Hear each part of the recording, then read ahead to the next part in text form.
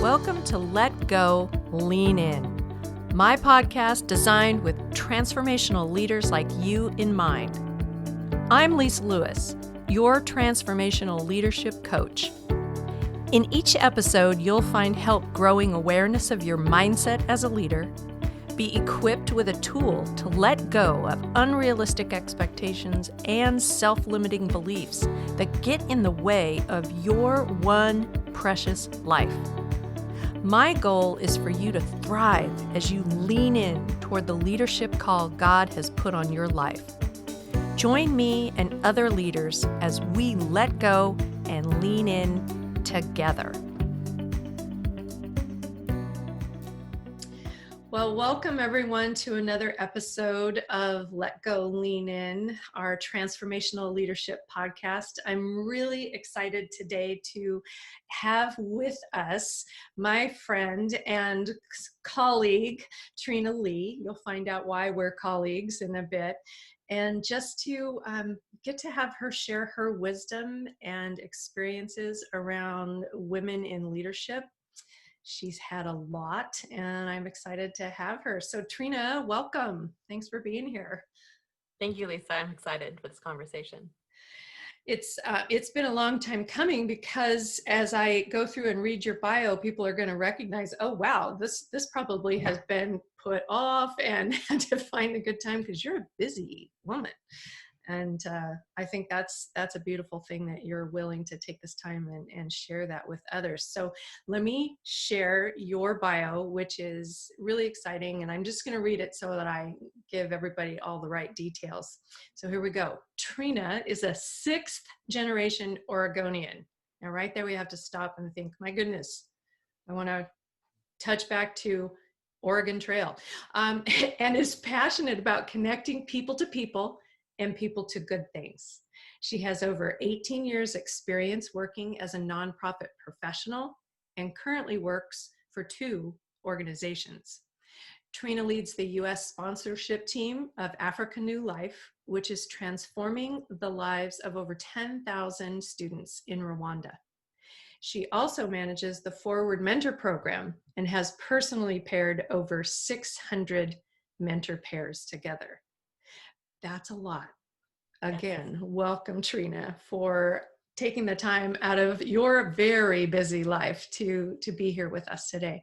So let's get right to it. You know, because you've listened, you know I'm about growing awareness and getting the tools that we need to be equipped to thrive in the one precious life that God has given us to live. And as women leaders, connecting those dots is just a passion of mine. So when you thought about my 3 questions and thought back to an early experience of leadership, what bubbled up for you? I had a really hard time with this question, Lisa. Oh, okay. I had a hard time thinking of a time when I didn't think I was a leader. Ooh. So, I but like that answer. Oh.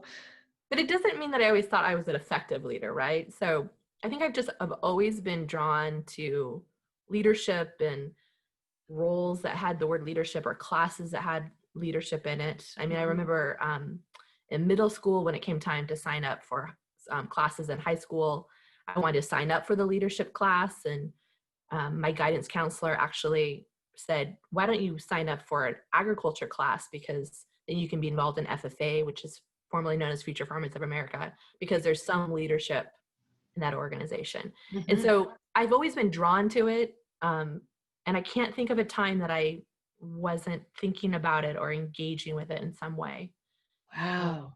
That's amazing. I love that. Now, you and I are obviously in different generations, so that's a plus. Yay.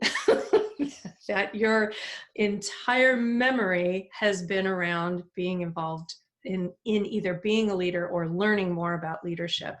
And that has been something that my hope has been for the next generations behind me, because that hasn't always been the case for women in particular.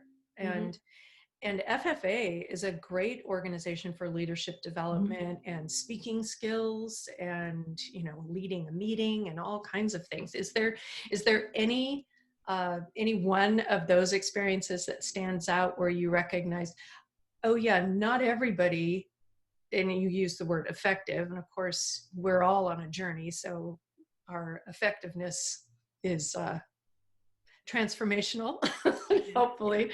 But was there a time when you were in FFA that you said, oh, okay, yeah, I am a leader? Anything stand out?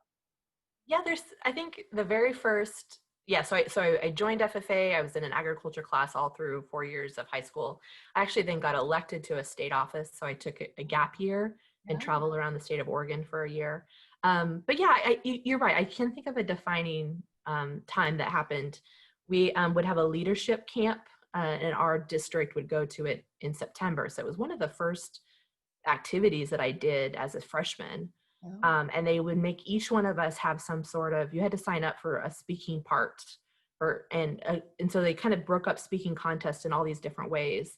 And so literally I signed up to introduce the rituals competition. So I wasn't even speaking, I was just introducing, okay. who was going to be on the stage, Right. Right. but then I won first place for that introduction. So I think that probably was the first time that I saw that I could be effective or had success in Mhm. public speaking. And definitely FFA was phenomenal as far as, just modeling leadership, and just, it really, I would always say it really is about leadership. That was really, and it became a catalyst for so many things that happened in life where I went to college and what I studied, and Oh, other things. wow. As I was thinking about this question, it feels like sometimes leadership expression happens in different forms, So I think when you're growing up, I was also part of 4-H, so you're filling maybe roles or titles, Right. You're sometimes more in positions where you're kind of influencing peers, but do you really know if you're that effective in influencing your peers, you know? Well, Um, there and might then be some outcomes that would tell you whether you were effective or not. Right? if I look through my college years, I was, I think in college I probably realized that you could have influence even if you always didn't have a certain title or a position. Mm, Like I mm. think I probably realized then that I was able to influence the faculty of my department, and just by the questions I would ask, or, and therefore then was getting invited to, serve on committees that were maybe interviewing new professors. So I was able to see, like, you didn't have to always have a formal title to be able to have influence among, um, you know, especially even people leading up, right? Mhm. Um, Mm. and then through my 20s, I led a ministry. So once again, you're kind of leading peers and volunteers. Right. And then I oversaw organizations, but never really had direct reports. And so, yeah, so I think I developed. So I think I've gained more confidence as you kind of go through different seasons and different expressions of leadership.